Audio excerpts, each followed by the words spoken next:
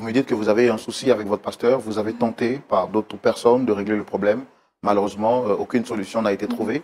Et ce que vous demandez aujourd'hui, c'est de pouvoir trouver une solution sur le plateau. Bien sûr. De quoi est-ce qu'il est question? D'accord. Merci beaucoup pour la parole. Alors, je rappelle encore, je suis Madame Zizé Eudoxie. À vrai dire, j'ai un peu honte même de ce nom. Tout va commencer dans mon enfance. Je grandis dans une famille chrétienne et on m'inculque cette notion-là de la prière, de la méditation, de se garder pur. Et je crois qu'une fois, il y a à plusieurs reprises dans certains moments de prière, certaines veillées et tout, où on entendait tu vas te marier avec un homme puissant, avec un homme riche, un homme voilà qui a un ministère et tout, tu es appelé une femme de pasteur et tout. Je dis d'accord, ok. Et donc dans cet élan de prière, je dirais de consécration et tout, je grandis, je vais toujours à l'école, je suis étudiante. Et là, je suis à mes 22 ans, je suis dans un restaurant avec ma sœur. Et étant assise avec elle, il y a un jeune qui s'approche et qui me tend un prospectus.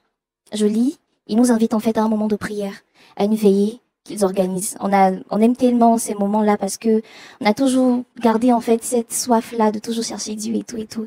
Donc on dit ah mais il y a pas de souci, ce serait bien. Donc le vendredi qui vient, on part à la veillée, au moment de prière. On arrive, on prie, l'atmosphère est incroyable et c'est là que je vais rencontrer mon pasteur. Aujourd'hui, mon pasteur, parce que j'ai changé d'église à cause de lui, le pasteur Bishop Jean de Dieu. Je deviens sa fille spirituelle. Le pasteur me suit, il y a des moments de prière, je le suis un peu partout, je deviens, on peut dire, son bras droit au niveau de la com et tout. Donc, il y a vraiment cette affinité-là avec mon pasteur. Je dis, toi, mon pasteur connaît ma famille, mon pasteur me connaît. Et comme on le dit dans certains jargons, je deviens sa fille spirituelle, on peut dire. Quelques temps passent et bien évidemment, je suis pas mariée.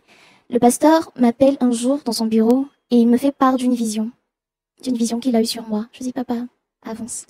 Et il me dit qu'il m'a vu en fait avec un homme riche, aussi qui prie, qui est vraiment fervent dans la prière, qui a une foi qui serait vraiment bien pour toi.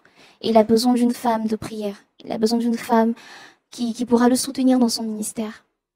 Je dis, d'accord, pasteur. Vous êtes mon pasteur. Si vous avez eu cette vision, c'est qu'assurément Dieu l'exaucera. Il dit bien évidemment parce qu'il a déjà exaucé et qu'il a déjà rencontré. Et déjà un homme en fait qui est là. Un homme de prière. Il dit qu'il a beaucoup d'argent, mais qu'il est vraiment assis dans la foi. Qu'il a besoin d'une femme. Une femme de prière, une femme de feu. Je dis d'accord. Si c'est mon pasteur, si c'est lui qui l'a dit, c'est qu'il n'y a pas de souci. Et donc je rencontre ce monsieur. Mais je ne suis pas convaincue au départ. J'ai cette réticence-là. Je suis pas vraiment convaincue. Le courant ne passe pas tout de suite. Le courant passe pas tout de suite. Il a une onde qui me plaît pas, à vrai dire.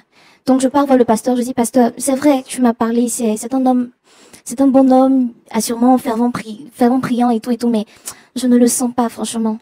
Il me dit, non, ma fille, ne t'inquiète pas, c'est peut-être l'apparence, il voyage beaucoup. Je dis, d'accord, pasteur, mais je ne le sens pas, non. Je veux prendre un temps de prière, je ne le sens pas. Et donc, le temps passe, 1 mois, 2 mois, et je dirais, après insistance, le pasteur m'a convaincu. Là, on sera peut-être dans 6 mois. 6 mois après, j'ai accepté. J'ai accepté l'avance du pasteur, l'avance du monsieur en question. Et là, maintenant... Vous l'avez accepté par amour ou par reconnaissance pour votre père spirituel? Je dirais par reconnaissance pour mon père spirituel. Parce qu'il n'y a vraiment pas le courant qui passait. Et là, maintenant, il fallait aller voir mes parents. Parce que les connaissances, je savais qu'ils n'allaient pas être trop d'accord. Mais quand même, j'ai dit, pasteur, allons-y voir mes parents. Et donc, le pasteur a convaincu, après beaucoup d'échanges, avec beaucoup de temps, mes parents ne voulaient pas. Et pourquoi? Mes parents ne voulaient pas. Eux aussi, pareil. Ils ne sentaient pas l'atmosphère, ils ne sentaient pas. Et après insistance, comme je l'ai dit, ils ont fini par accepter. Et par reconnaissance avec le pasteur. Ne pensez pas que vous étiez trop jeune pour aller au mariage? Oui, il y a ça aussi. Il y a ça aussi parce qu'il voulait surtout que je finisse mes études. Mais vu que j'étais très proche de mon père, du moment que ça venait de moi, il pouvait accepter et tout et tout. Il y avait vraiment ce fait-là aussi qui marquait parce que j'étais jeune. Et là, j'étais en licence 2. Licence 2, je n'avais pas encore fini, j'étais en plein cursus même d'ailleurs. Et donc, ils acceptent. Ils acceptent. Donc après... malgré, au départ, vous vous n'étiez pas consentante, Mhm. sous insistance de votre pasteur, vous Mhm. finissez par accepter. Mhm. Vous allez maintenant franchir la barrière de la volonté de vos parents. Vous Effectivement. allez les voir et eux également vont poser résistance. Premièrement, parce qu'ils ne Mhm. ressentaient pas la chose. Et deuxièmement, parce qu'ils estimaient que vous deviez terminer vos études. Effectivement. Et malgré ça, j'étais toujours en prière. À vrai dire, j'étais toujours en prière. L'homme en question, je ne le sentais vraiment pas. Mais par reconnaissance pour mon pasteur, j'ai accepté. Et le mariage va se faire. J'ai 22 ans. Pour mes parents, j'étais toujours jeune. Je devais terminer mes études. Mais on a entamé quand même le mariage. Et mon mari, qui est devenu après mon mari, m'a rassuré que j'allais continuer mes études, que ça ne posait pas de problème et tout. Je dis d'accord, il n'y a pas de souci. On rentre dans le mariage. Le mariage se fait. Au départ, c'est beau. C'est beau. On est à 1, 2 semaines. Même si je ne sens pas trop, mais il me gâte de beaucoup de choses. Vu que c'est un homme qui a de l'argent, j'ai pratiquement tout ce que je veux. J'ai des habits. Il prend soin de moi. J'ai pratiquement tout. Et là, il va se poser le problème en fait du voyage. Il va beaucoup voyager. C'est quelqu'un qui n'est vraiment pas là. Donc après notre lune de miel et tout, quand on revient, il est tout le temps dans les voyages. On va s'en dire peut-être 3 mois comme ça. Je n'ai vraiment pas eu mon mari près de moi. Et quand il est revenu de voyage, je dirais que c'est là que tout va basculer un peu. J'ai toujours tenu en fait ce moment de prière avec ma mère à 4 heures du matin. 4 heures du matin, c'est notre déjeuner du matin. On prie tout le temps, donc j'ai toujours gardé en fait cette manie-là de toujours prier à 4 heures. Je me réveille ce jour-là à 4 heures du matin et je sens en fait qu'il y a quelque chose. C'était la veille de son arrivée. Je sens qu'il y a quelque chose en fait qui n'est pas normal. J'ai oublié de le dire. Quand on est rentré dans le mariage, dans la maison où on a aménagé, il y avait. Mon mari m'a dit qu'il y a une seule porte dans toute la maison. Une porte où j'ai pas le droit d'y entrer. C'est son lieu de prière. C'est là qu'il va prier. C'est là qu'il est plus en connexion avec Dieu. C'est ce qu'il m'a dit. Qu'il se sent plus à l'aise en fait. Je dis d'accord. Du moment que c'est pour Dieu, il n'y a pas de souci. Puis je respecte ton intimité, il n'y a pas de souci. Ce jour-là, à 4 heures quand je me réveille, je ne suis pas à l'aise comme tout le temps.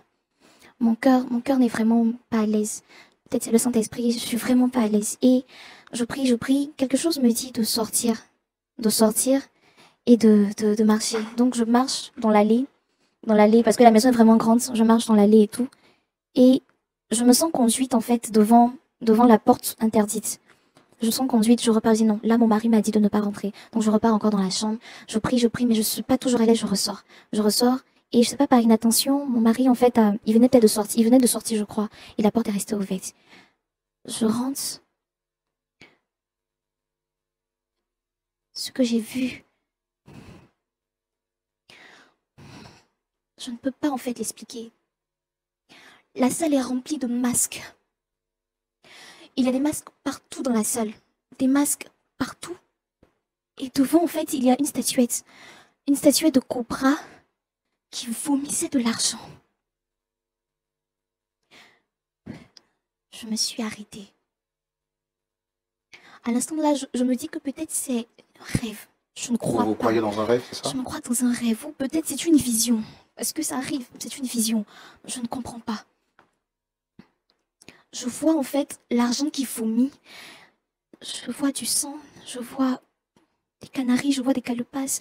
Il y a des courriers un peu partout. Des statuettes. L'atmosphère est sombre. J'ai eu mal. Mon cœur s'est déchiré à l'intérieur de moi parce que je me suis mariée à un homme de prière. C'est ce que mon pasteur m'a dit. Il m'a dit que je me mariais avec un homme de prière, un homme de feu. J'allais avoir le bonheur et tout. Quelqu'un qui avait la crainte de Dieu. J'avais la crainte de Dieu surtout. La crainte de Dieu surtout. Je me retrouve dans une salle d'occultiste. J'ai pas tenu. J'étais dévastée. Je me suis gardée vierge jusqu'au mariage. C'est la première personne que je rencontre. Et voilà que je suis devant en fait un occultiste avec qui je vais partager toute ma vie. Quand je me fais ce film, quand je me ramène tout ça en fait en tête. Avec toute l'éducation chrétienne que toute vous avez. l'éducation chrétienne que j'ai reçue en une fraction de seconde. Et là, mon mari qui vient derrière moi, qui me touche les épaules et qui me dit, ce n'est pas ce que tu crois. Il me dit, n'en parle à personne. Parce que tout ce que j'ai ici, c'est de là que ça vient. Et que c'est ma prière à moi. À l'instant T, excusez-moi du terme, mais je pouvais même prendre un couteau pour me donner la mort, ou soit le tuer. Parce que, si vous saviez le sacrifice, pendant toute une vie, tu te consacres en fait pour un homme. Et qu'on te promet tout ça et que tu tombes en fait devant ce genre de truc. J'ai été dévastée. Juste voir ça, j'étais dévastée. Je ne savais plus quoi faire. Je ne savais plus quoi faire, j'étais dans tous mes états, j'étais paniquée, j'étais brisée de l'intérieur. Brisée de l'intérieur, on n'était pas encore allé loin. On venait à peine de se marier. On était jusqu'à 3 mois de mariage. Quand je pense que je ne pouvais... Parce que là, c'est mon mari. On m'a donné cette éducation comme quand l'homme est le chef de la famille. Je dois tout à mon mari. Qu'est-ce que je devais faire? Là, à l'instant, j'appelle mon pasteur. Quand on quitte la salle et tout, je rentre dans la chambre, je suis toute énervée, j'arrive dans la chambre, j'appelle mon pasteur. J'appelle mon pasteur et je dis, pasteur, je dois vous voir, j'ai quelque chose à vous raconter. Parce que j'arrive pas à supporter, j'ai quelque chose à vous raconter. Donc le matin, je pars, je cours directement, je vais chez le pasteur, je vais directement chez lui à la maison parce qu'il n'était pas à l'église. Je dis, pasteur, je dois vous voir. Je lui raconte. Je dis, pasteur, voici ce que j'ai vu en fait dans la salle, voici ce que mon mari fait. Mon pasteur va me dire, il va me dire que ce n'est pas grave, que j'ai dû mal comprendre. Mon pasteur va prier pour moi, il va me dire de partir, que c'est pas grave. Il me dit pas quelque chose de concret, mais que ce n'est pas grave, que c'est sa manière à lui de prier et tout. Je suis choquée. Je suis choquée parce que je ne comprends pas ce qui se passe. Qu'est-ce qu'il y a au fait? Je ne comprends pas. Le pasteur prie pour moi, me dit qu'il va appeler mon mari et qu'il va me raconter en fait les choses après. Je dis, d'accord. Je rentre à la maison. Je rentre à la maison. C'est le calvaire. Pourquoi c'est le calvaire? Parce que les choses vont s'enchaîner. Là, c'était la chambre que j'ai vue. Il va s'en suivre en fait des séries en fait d'événements maintenant qui vont arriver dans la maison. J'ai pas le droit de dormir avec mon mari. J'ai pas le droit d'être dans certaines pièces. J'ai plus le droit de sortir. J'ai une garde du corps qui est là. J'ai plus le droit de pouvoir voir mes amis. Ma famille me l'interdit. Dans certaines pièces, à certains moments de la journée, il y a de ces voix qu'on entend. Je souffre et dans ma maison, je ne suis plus à l'aise. J'aurais tout espéré, j'aurais tout espéré, j'aurais vraiment mis ma main au feu que par le biais de mon pasteur, je serais heureuse dans ce foyer. J'ai sacrifié toute une vie, j'ai sacrifié ma virginité que j'ai refusée en fait à plusieurs personnes parce que je me suis dit, il faut que je reste consacrée pour Christ. Et je rentre dans un tel mariage par le biais de mon pasteur. Et quand je parle le voix, il me dit que c'est pas grave. Et voici tout ce qui m'arrive dans ma vie. Je dis non, ça peut pas rester comme ça. J'essaie d'appeler mes parents. Il me met sur écoute. Parce que vu qu'il voyage, il me met sur surveillance. J'arrive plus à sortir, j'ai plus de vie. Vous êtes comme une prisonnière en Je suis une prisonnière en fait dans ma maison. Je dis ça ne peut pas continuer comme ça, non, je suis désolée. Donc j'essaie de trouver des stratégies. Quand je sors peut-être pour aller, parce que si je dois sortir, je dois être accompagnée du chauffeur de mon garde du corps et tout. J'ai essayé de tenter par plusieurs moyens de pouvoir approcher des personnes et tout et tout. Même le pasteur, quand je l'appelle, il me coupe. Le pasteur prend plus mes appels. Quand je vais à l'église, je suis surveillance. Quand je vais, je suis surveillance. Le pasteur, en fait, ne me laisse même pas le voir parce que quand je prends rendez-vous, il me dit après et tout et tout. Je n'arrive pas, en fait, à le joindre. J'arrive pas, en fait, à rentrer en contact avec lui. Dès que la prière finale arrive, paf, mon mari me dit de pas rentrer à la maison. C'est compliqué. Il va survenir, en fait, une de mes amies qui, tant bien que mal, a senti aussi, parce qu'on a grandi ensemble, elle a senti que quelque chose aussi n'allait pas. Et un jour, elle va forcer, elle va essayer de rentrer à la maison. Et quand elle rentre et tout, elle me voit et puis on essaie de discuter. On ne la laisse pas en fait rester longtemps, mais j'essaie de discuter, j'essaie de peut-être, comment dirais-je, la ramener dans une salle, trouver une stratégie pour pouvoir lui expliquer ma situation.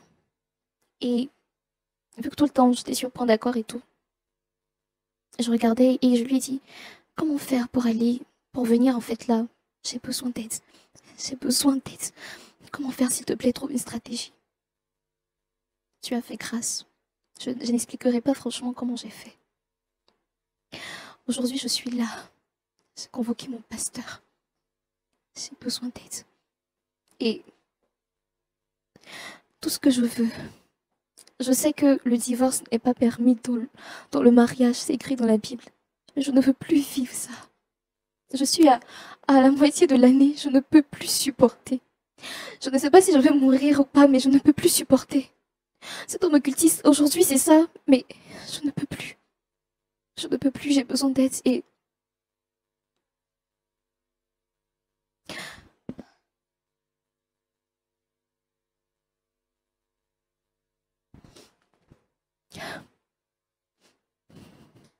C'est un peu ça. C'est un peu ça. Je suis vraiment désolé, très chère dame Eudoxie, Zézé. Votre mari qui vous met sur écoute, est-ce que vous n'avez pas peur de vous exposer publiquement? Si. Si. C'est pourquoi j'ai dit j'ai besoin d'aide, c'est parce que j'ai peur. Je suis assise ici, j'ai du mal à vous entendre, essayez de parler plus fort. Je suis assise ici, mais j'ai peur. J'ai peur, vu que mon pasteur doit venir, je me dis que c'est peut-être la couverture que j'ai. C'est peut-être l'assurance que j'ai. La seule assurance que j'ai. Puis, le fait d'être ici. C'est tout ce qui me rassure. Je veux le divorce. Je ne peux plus continuer avec ça. Je ne peux plus continuer cette vie-là. Je ne peux plus. Je ne peux plus. J'ai tout à m'apporter, mais je ne suis pas heureuse. Comment vous avez dit? J'ai tout à m'apporter, mais je ne suis pas heureuse. J'ai tout, mais... Non. Non, non. Non. D'accord. Merci de vous être confié à nous. Pasteur Tchoumou. Oui, Allah. Tout ce qui brille n'est pas forcément de l'or. Dame Zézé s'est gardée jeune, pure. Elle s'est promise de ne connaître aucun homme. Elle s'est dit, dans sa foi chrétienne, selon qu'elle a reçu, depuis sa tendre enfance, elle s'est dit que la première personne à qui elle se donnerait deviendrait son mari. Par le biais de son pasteur, elle fait la rencontre d'un jeune frère, bien nanti, que son pasteur lui propose pour époux, lui disant qu'il est un homme de foi. Et elle, en croyant donc à la parole de son pasteur, au départ elle refuse, mais elle finit par accepter après plusieurs interpellations de son pasteur, qui est donc son père spirituel. Elle se marie avec ce dernier pour ensuite découvrir que celui qu'elle croyait être un chrétien est un pratiquant mystique d'un certain niveau. Fatiguée, ayant l'apparence d'une femme heureuse, elle nous fait comprendre sur ce plateau qu'elle vit l'enfer. Elle n'a plus le droit de coucher avec son mari, elle n'a plus le droit à certaines pièces de la maison, et même à une certaine heure de la nuit, elle entend des bruits un peu partout. Son mari la met sur surveillance pour s'assurer que le secret soit gardé. Alors elle se tourne vers celui qui est son dernier espoir, le pasteur qui lui dit « accepte ». C'est une manière peut-être de prier, c'est à croire. Et chaque fois qu'elle veut rentrer en contact avec son pasteur, depuis la découverte de l'information, mais il a tout en bourrique. On a tout fait pour entrer en contact avec son pasteur. On va l'inviter sur ce plateau pour aussi entendre sa version. On le reçoit? Oui, bien sûr. Merci très cher public de recevoir le pasteur Jean de Dieu que nous recevons sous vos applaudissements.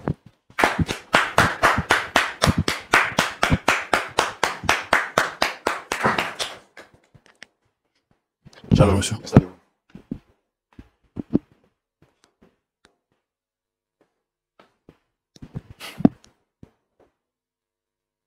Shalom, pasteur. Shalom. Bon. Merci d'avoir répondu à mon appel. Je suis le frère Roland.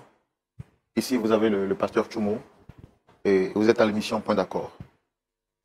En tout cas, ça fait quelques années que j'anime cette émission. C'est la toute première fois que je vois quelqu'un venir sur le plateau nu-pied. Et je voudrais vous demander, est-ce que vous avez un problème au pied ou bien, je ne sais pas. Mon Dieu est avec moi. Dieu a dit à Moïse dans la Bible, partout tu fouleras le pied, c'est un endroit saint. Et pour cela, partout où je passe, je suis sans chaussures. Attendez, je ne comprends pas. Dieu a dit à Moïse, partout où tu fouleras les pieds, c'est un lieu saint. Et donc pour vous également, partout où vous partez, vous suivez ces prescriptions de Moïse. Oui, oui, parce que c'est mon Dieu qui est avec moi. D'accord. Donc vous êtes sans chaussures. Oui, frère. Ok. Bon, moi je respecte ça, je ne vais pas à vous juger par rapport à ce que vous dites. Mon rôle, c'est de poser des questions.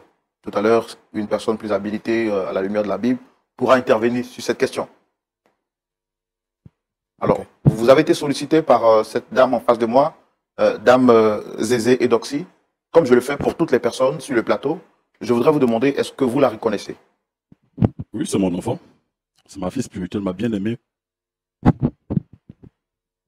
C'est depuis combien de temps que vous la connaissez?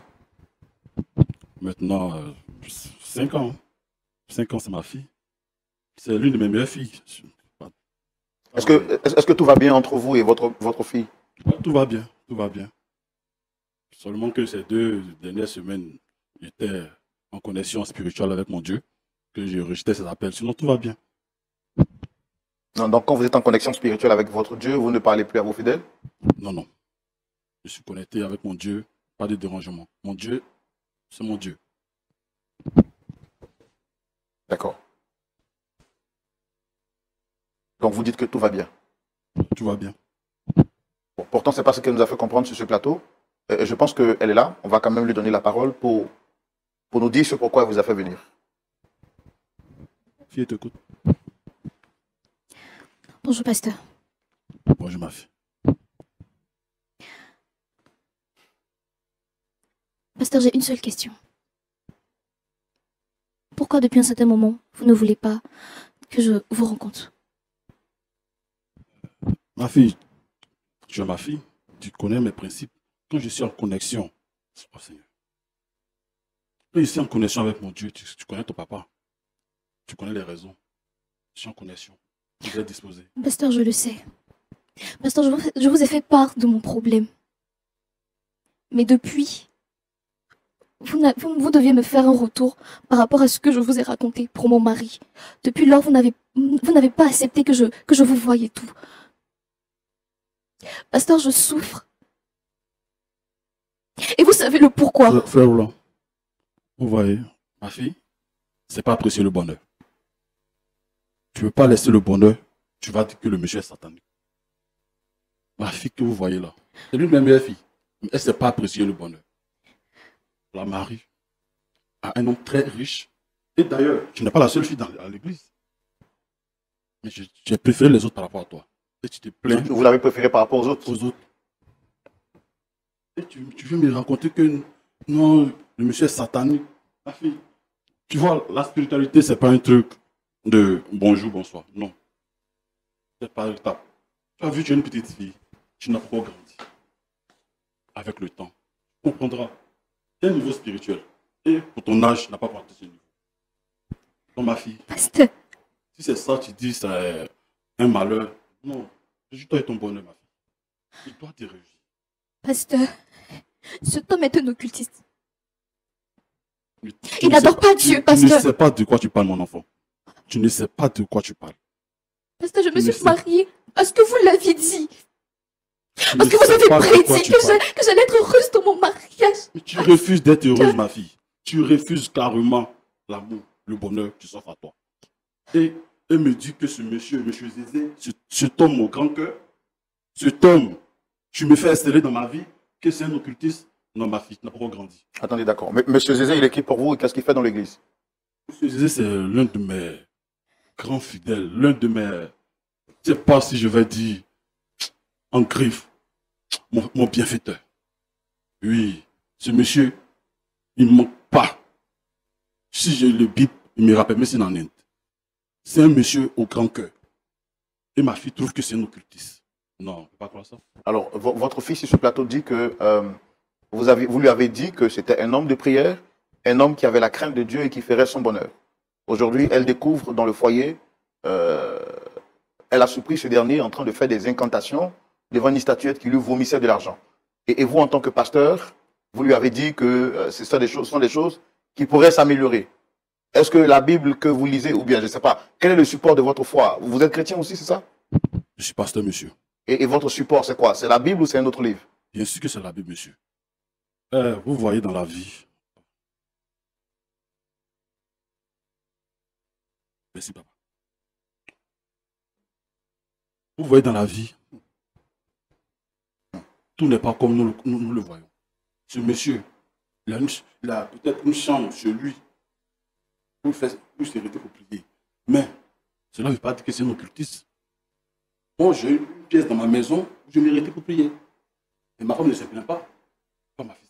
Mais écoutez, elle dit qu'elle a vu ce monsieur en train de faire des incantations devant une statuette qui lui vomissait de l'argent.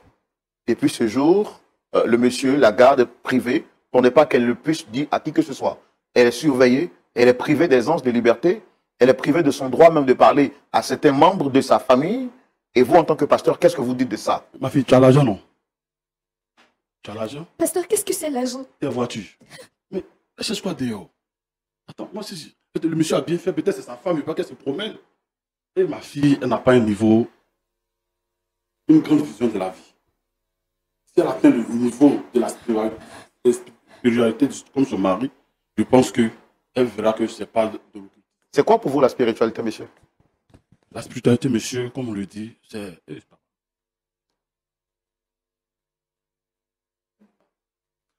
Vous voyez, quand tu atteins un niveau de connexion avec ton Dieu, tu vois ce que les humains ne voient pas. Et ma fille n'a pas encore atteint un niveau. Et ici, je vous dis qu'il est présent. Ce micro, c'est lui le tien. Attendez, qui est présent ici? Mon Seigneur. C'est pas vous qui tenez le micro là? C'est lui qui tient le micro. Mon Seigneur, partout où je suis, partout où je passe, il est merveilleux. Merci, papa. Pasteur, que Dieu soit témoin. Il a dit à Dieu. C'est ton bonheur, alors. Vous m'avez fait rentrer dans ce mariage parce que je devais vivre le bonheur. Vous avez fait un homme qui craint le Seigneur. On te donne une chance avec quelqu'un, une chance d'évoluer, une chance d'avoir la même mise d'un truc. Tu trouves qu'on t'a mis en emprisonné? Non. Ma fille, prends ton mal en patience, continue à prier, vous allez prier ensemble. Monsieur Zézé et toi, vous êtes faits pour Dieu, vous êtes les enfants de Dieu. Et prier ensemble pour que nous puissions... Alors, ce qu'elle nous dit sur ce plateau, c'est qu'elle dit que dans la marre de ce mariage, qu'elle est fatiguée. C'est la jeunesse qui fait. Elle n'est pas encore mature. Elle n'est pas encore mûre dans la tête. Mais vous connaissiez ses principes de vie. Pourquoi l'avoir mis sur le chemin d'une personne qui ne cadre pas avec ses valeurs spirituelles? C'est elle qui le dit. C'est elle qui le dit. Monsieur Zézé, qu'elle est au pays, on ne manque pas une seconde sans prier. On est tout ensemble dans la prière. Vous priez qui? Dieu, monsieur. On dit, papa, il est tout le temps là quand il me parle. Quand je prends la parole, elle est là. Ma fille n'a pas encore atteint. Et qu'elle va atteindre ce degré. C'est qu'elle reviendra et se vous dit qu'elle s'est trompée. N'est-ce pas, ma fille? C'est ma fille, je la connais. Elle était très jeune quand elle a commencé à venir avec moi. Ça va? Ça va, ma fille? C'est une petite fille, elle va comprendre. Vous voyez dans la vie, on te donne la chance. Avec deux. Les gens préfèrent prendre un bras, ça peut tomber. En train de faire. Mais monsieur, attends, tu sais le combien d'église? Vous savez quel Dieu? C'est le Dieu de la Bible, c'est lequel? Oui, papa. Quand vous posez une mauvaise question, il réagit. Ouais, vous voyez, aujourd'hui, ici, mon ministère atteint une très grande ampleur que ici à 5 églises, je compte m'aller dans la sous-région grâce à M. Zézé. C'est un monsieur, vous devez le rencontrer, monsieur. Donc, si vous avez des projets, il peut vous aider. En tout cas, ce monsieur est un homme au grand cœur. N'écoutez pas les pleurs d'une petite fille qui ne sait pas saisir la chance. Laissez-la comme ça. Pasteur. Je vais vous parler de ce monsieur. Ce monsieur, c'est l'homme. C'est la vie même qui est là, ce monsieur. C'est pas Jésus qui sauve, c'est Zézé qui sauve. Jésus passe par Zézé pour sauver. Zézé, c'est le Dieu. Non. Quand il parle de lui, c'est avec un bonheur. Non. Ma fille ne pleure pas. C'est ton mari. Tu sais, le hasard n'existe pas dans la vie. Tu comprends? Tout est rendez-vous. Si Dieu t'a mis sur ton chemin, c'est comme ça, ma fille. D'accord. La dernière question que je voudrais poser à Dame Eudoxie avant de donner la parole, parce que tout le monde, quand vous avez rencontré le pasteur Jean de Dieu, il était comme ça, nu-pied, ou il a changé au fur et à mesure? Il a changé au fur et à mesure. Vous qui avez été éduqué dans une famille chrétienne, vous n'avez pas su faire le discernement de savoir qui est de Dieu ou pas? Le pasteur Bishop nous a toujours mis dans une atmosphère spirituelle assez grande. Il nous a toujours dit qu'il y avait d'autres sphères spirituelles et assoiffé de Christ. Je me suis dit qu'il y a d'autres dimensions qu'on ne maîtrise pas.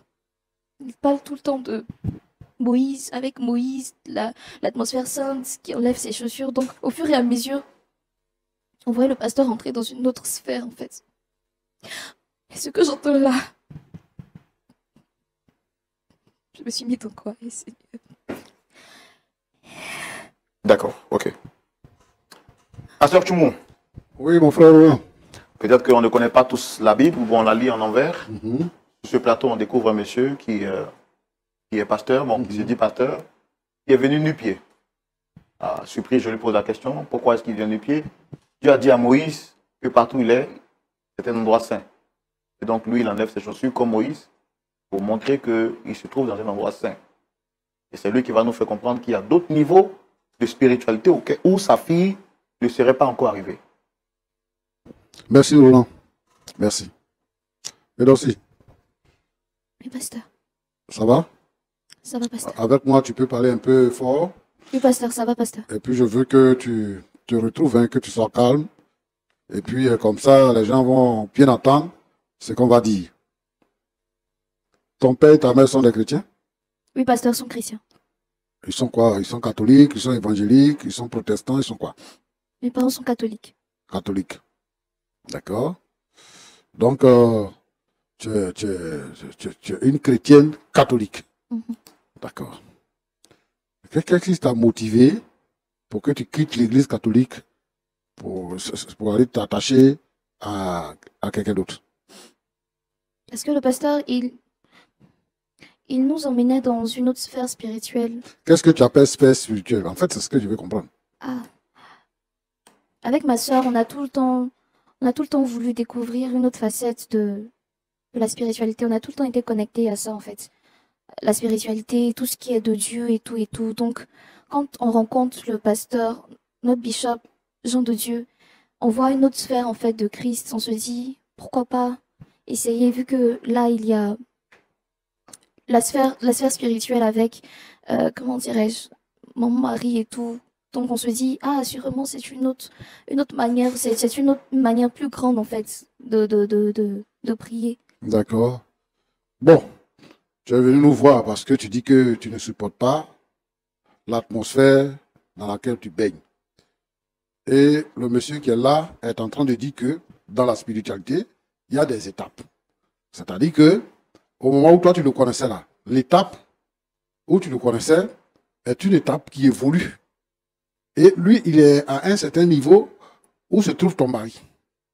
Parce que toi, tu veux découvrir un aspect spirituel qui est un peu plus avancé, plus supérieur. Donc, il te marie à quelqu'un qui va t'envoyer à ce niveau de spiritualité. Est-ce que tu comprends un peu son message? Donc, il dit que c'est parce que tu ne comprends pas ton bonheur. C'est pour ça que tu ne vois pas que tu es en train d'aller un peu de l'avant. C'est-à-dire qu'on te donne la possibilité maintenant de découvrir l'aspect spirituel au plus haut niveau. Est-ce que tu comprends ça? Mhm. Tu te sens bien dans ça? Je le comprends, mais vu que là, c'est un envoyé du pasteur. Donc, assurément, ce sont les mêmes pratiques. C'est Jésus, parce que c'est ça, en fait. C'est Jésus, c'est Christ. Et il est bien. Bon. Donc, je lance des dons. Tu as dit une autre chose.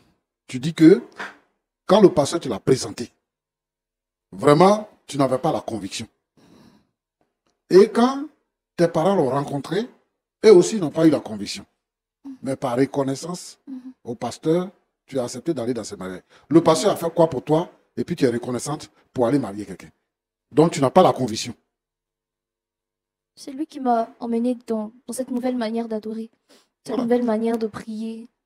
Donc je lui suis reconnaissante parce que j'ai pas appris ça quelque part d'autre. Et c'est tout. Je ne comprends pas maintenant pourquoi tu te plains. Puisqu'il t'a envoyé dans une nouvelle façon de prier, d'adorer, dans une sphère spirituelle. Et tu es en train de passer les grades maintenant. Alors pourquoi est-ce que tu te plains? Pourquoi maintenant tu sens que tu es malheureuse et tout ça? Il m'a jamais parlé d'occultisme, il m'a jamais parlé de tout ce qui est de masque ou soit. Non, c'est toujours Jésus qui l'a mis devant. Roland t'a posé une question. Quand tu connaissais lui là, Bishop Jean de Dieu. Bishop Jean de Dieu. Quand tu le connaissais là, il portait encore les chaussures. Mhm, Et puis au fur et à mesure que vous avancez dans le temps, mhm. il a arrêté de porter les chaussures. Ça t'a pas interpellé? C'est toujours la sphère spirituelle, donc Ok. je me suis dit Roland, Pasteur. moi je ne sais pas pourquoi elle vient nous voir. que c'est ça. Elle parle de aspect spirituel. Ouais. On est en train de lui montrer les degrés, les grades de l'aspect spirituel. Et elle vient nous voir. Tu veux qu'on fasse quoi pour toi? Qu'est-ce que tu attends de nous? Je veux sortir les dents. Je comprends ce que vous dites, pasteur. Tu veux sortir de Et là? de ce que j'entends,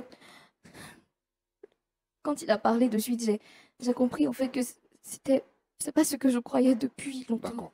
Moi, je comprends. Tu dis que tu veux sortir de là. Tu veux sortir de là. Lui, il dit que tu avais un certain âge quand tu es allé avec lui et que tu es resté avec lui, que tu es l'une de ses meilleures filles. Ça, c'est un. De deux, tu dis que tu veux sortir de là, mais tu t'es marié à quelqu'un. Et toi, tu as souligné l'aspect soumission tout à l'heure en parlant. Comment est-ce que tu veux t'en sortir? Comment tu veux sortir? Je peux avoir le divorce. Ce Le serait la divorce? meilleure solution. Et tu penses que réellement le divorce te rendra libre? Pasteur, avec ce que j'ai vu et ce que je vis à la maison, ce serait la meilleure solution. D'accord. Je vais te revenir. Désolé. Jean de Dieu, pardon. Bishop Jean de Dieu. Oui, d'accord. Mais c'est pas grave, je suis pasteur, tu es bishop, mais je peux t'appeler par ton prénom, il n'y a pas de problème. Jean de Dieu. Votre église, là, comment on appelle ça? La lumière de vie. La lumière de Dieu. Donc vous avez la lumière là-bas. Parce que tu es là, Dieu, tu es en connexion seulement avec Dieu. Tu es là, tu dis, c'est lui qui tient le micro, il te parle, tu touches ta tête et tout ça. Voilà. Comment il te parle? Comment tu es en connexion avec lui? Dis-nous, comment ça se passe? Excusez-moi. Quand mon père me parle, il va être disposé. Donc, Merci, actuellement, il te papa. parle. Merci, papa. Merci, papa. Bon, Oui, pasteur. je pense que il y a 2 ou 3 choses qu'on peut faire. La première chose qu'on peut faire, c'est que je pense que tu as besoin de voir comment on dit, comment on dit ça? C'est ça? À Benjaville, là. On va aller là-bas, on va t'accompagner là-bas. On va te tester un peu pour voir. Je pense que tu es malade. Je pense que tu n'es pas normal. Si c'est Dieu que tu pries. C'est Dieu. Si c'est Dieu que tu C'est pries. Dieu qui est ma force, c'est lui qui me guide. Si c'est Dieu que tu pries. Dieu, ce n'est pas un machin. Dieu, là, ce n'est pas un machin. Pour dire qu'il est tout le temps en train de parler avec toi. Ce sont les démons qui parlent aux gens. Les gens qui sont fous, là, qui sont dans la rue, là. C'est à eux les démons parlent à tout moment. Comment un homme qui est responsable, peut se promener dans la ville? Tu n'es pas les gens qui s'habillent en blanc, qui ne portent pas chaussures, hein? Tu t'habilles, tu te promènes, tu t'habilles normalement, tu te promènes partout, nu-pied. Et tu es là, je suis en connexion. Mais tu es malade, mon frère. Pasteur, je vous invite.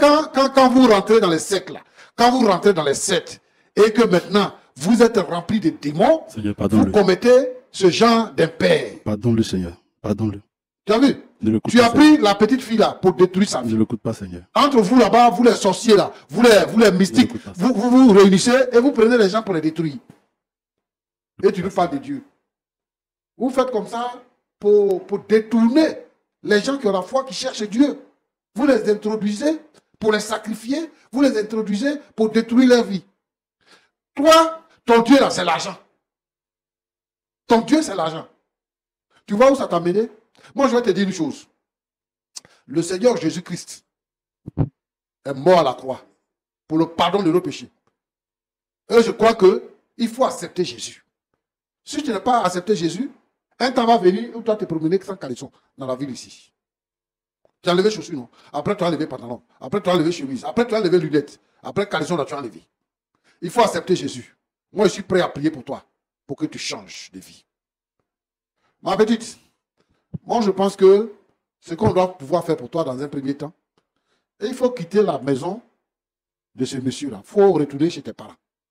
D'accord, pasteur. Comme ça, on va voir comment on va régler ce problème. Où tu es parti là? Tu es parti sur un faux chemin. C'est-à-dire que c'est comme avant, il n'y avait pas les grandes voies, on était dans la brousse, et puis tu en prends une voie dans la forêt, il y a des pistes comme ça, tu ne vois pas, tu prends la mauvaise piste. C'est ce que tu as fait.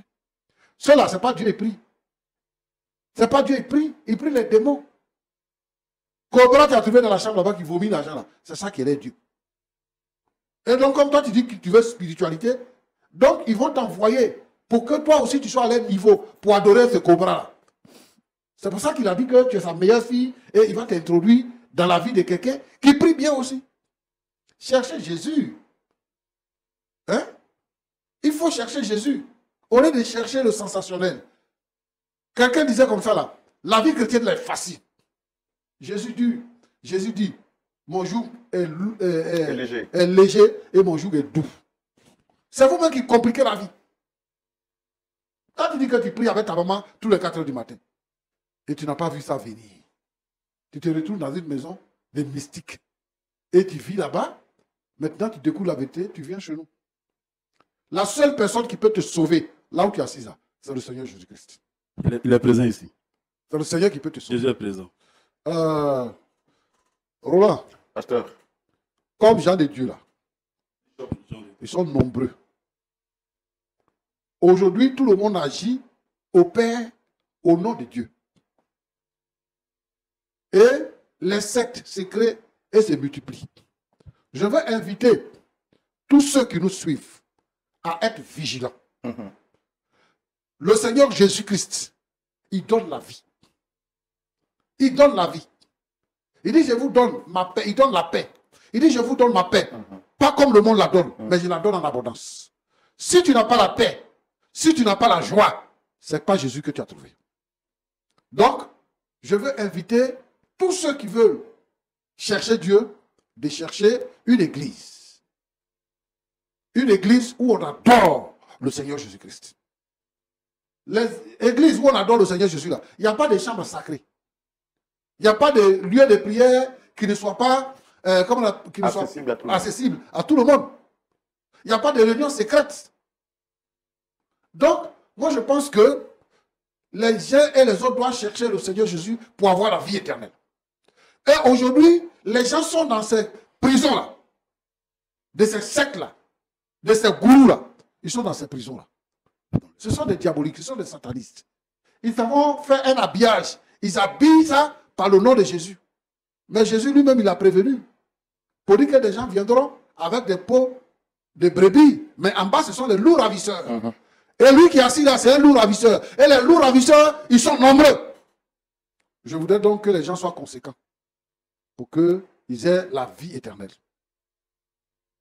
Que Dieu vous bénisse. Cherchez le Seigneur. merci, pasteur.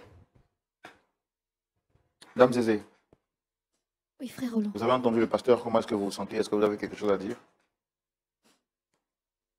Je remercie le Seigneur d'avoir permis à ce que je sois ici et que cette histoire ait pu être entendue de tout le monde. Je vais écouter ce que le pasteur a dit. Je vais faire ce qu'il dit. Je vais partir. Tu ne partiras point. Tu es marié. Tu vas respecter ton mariage. Tu vas consommer ton mariage. Pasteur, je vais Tu es partir une de dame ce mariée. mariage. Et cherche à rentrer chez toi. Tu es marié. Que le pasteur a dit, Seigneur, viens me parler. Tout ce qu'il a dit, le Seigneur a tout pardonné. Voilà. Le Seigneur a pardonné quoi? Pasteur. Je n'ai pas compris, prenez le micro. Le pasteur vient de dire, nous sommes dans un secte, nous sommes le diable. Mon père vient de me dire qu'il n'a pas pris en compte, il est pardonné. Pasteur, vous êtes délivré, vous êtes pardonné. Délivré de quoi? C'est tout ce que vous avez dit. Il a dit quoi? Ma fille, d'ici Bishop, que tu... C'est toi qui as besoin de délivrance. Tu es marié, s'il vous plaît, ne me tu parlez es une plus. dame mariée, S'il tu vous rentres plaît. à la maison chez toi. Parce que tu es marié. Aucunement dans la Bible a été mentionné le divorce. Et tu es marié. Tu vas respecter ton mariage. Donc vous avez fait exprès pour l'introduire dedans? c'est pas exprès, c'est son destin. Ça veut dire quoi? Une femme est appelée à être mariée. Elle est mariée. Elle va consommer son mariage. Donc, personne, partout où nous passons, il est... Nom de Dieu, tu es vaincu. Papa, Tu es vaincu. mon père est présent. Il avance.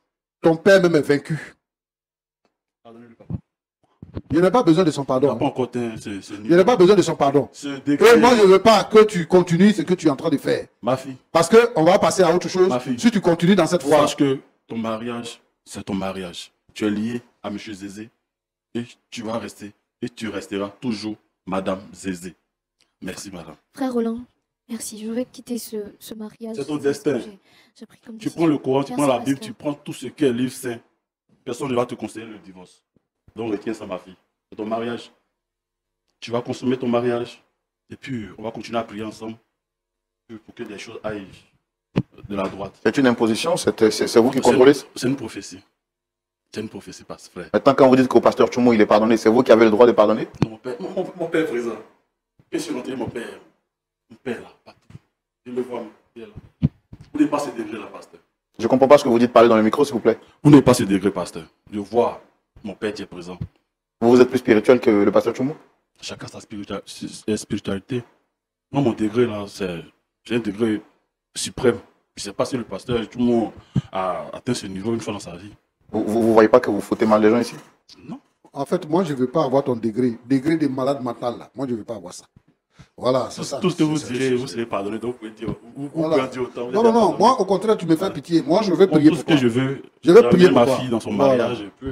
S'il n'a pas de divorce, c'est tout. Je ne rentrerai plus jamais avec ce monsieur. Plus jamais dans cette maison. S'il vous plaît, dites-lui. Mon frère Roland, rappelle à ma fille qu'elle est mariée. D'accord, je pense qu'on va arrêter le massacre parce qu'on a sur ce plateau quelqu'un qui voit la vie autrement. Et pasteur Tchoumo, est-ce qu'on peut prier avant de se dire au revoir? Oui.